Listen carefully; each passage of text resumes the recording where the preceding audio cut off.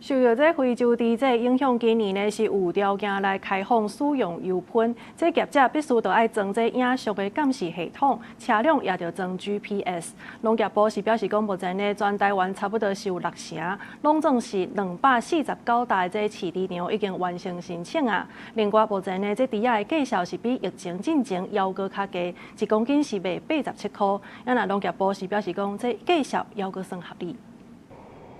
今年开始用喷饲猪要加到即时影像监视系统，再喷的车也要加装 GPS。若准违规用喷饲猪会罚重罚，上无罚40万。农业部指出，伫今年之前有18件违规案件，已经由地方政府调查甲裁罚。今年开始也未有违规的案例，不过用喷饲猪的数量减少共要4成。原来是405场，那现在经过有 AIoT 还有 GPS 的一个装置。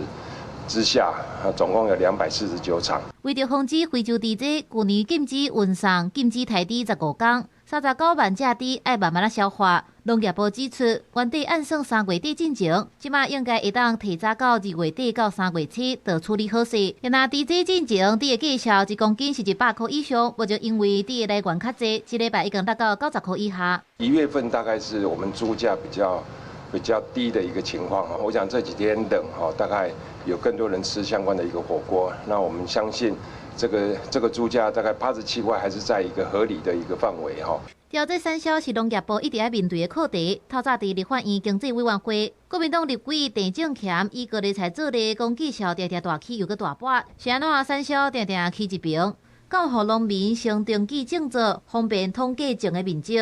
农业部长陈俊贵表示，已经规划即个提出鼓励政策。如果没有登记，会不会有奖惩的问题？没有，这个就是我们要重新设计的。因为农业部有非常多的对农民的一些奖励的作为，那补助的作为，如果说有配合种植登记的话，所以这就是本席特别要讲的一个。